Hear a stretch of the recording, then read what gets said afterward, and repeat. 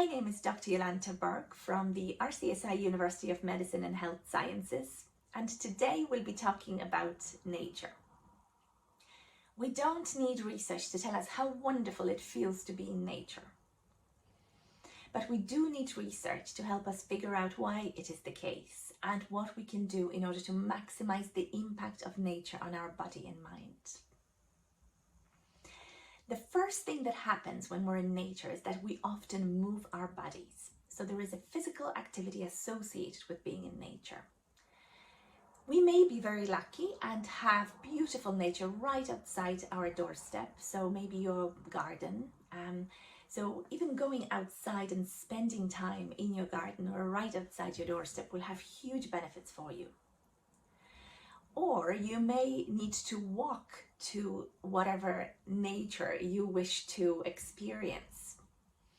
And this could be a slow walk, moderate walk, fast walk, and then sit down on a bench and just take it all in, soak it all in with all your senses. You may also try and experience nature whilst having your physical activity. So maybe you'll go for a walk for half an hour or so around the area you know. So the physical activity is often a significant part of being in nature, and it does add value to us.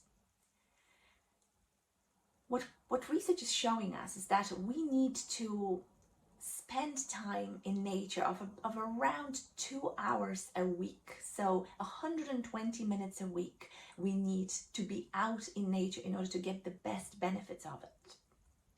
And that could be done in one go. So you could go maybe for a long walk or a hike somewhere. Or it could be done intermittently. So perhaps you might have 10-minute break and you choose to go outside and spend it walking around your workplace. Or it could be a half an hour break, or maybe half an hour walk in the afternoon or in the evening. It's up to you in what way you're going to spend the 120 minutes, but it's important that you spend at least that amount of time in nature over the next week. The second thing about nature is the quality of nature. So research is showing us that the more beautiful the nature around us, the more benefits we're going to get.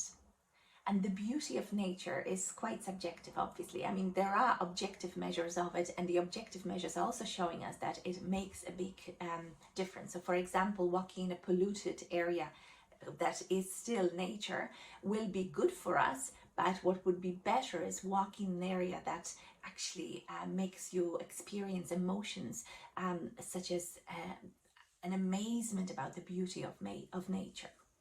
So try and select places maybe over the next week that are really lovely to you, that are slightly different maybe to the places that you've experienced before.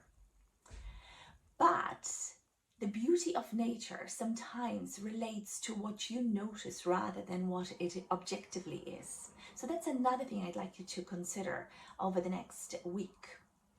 Even places that you know really well, sometimes we go into this autopilot when we walk around them or when we spend time in nature, and we don't see it, we don't notice it. So I'd like to challenge you to start noticing nature around you, and even places that you know really well. Every now and then throughout the day, stop and just look around you, experience nature to a level that you have never experienced before. This could be just for a couple of seconds, and maybe increase it tomorrow, but try and truly see the nature around you.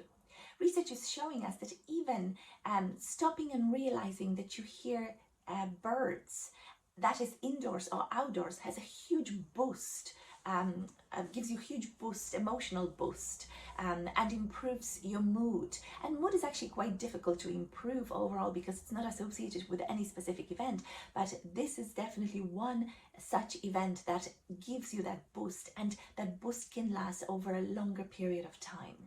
So notice nature next week, spend more time in nature, and try also and select places that you haven't seen before if you have the time to do it, even over the weekend. So enjoy this week and enjoy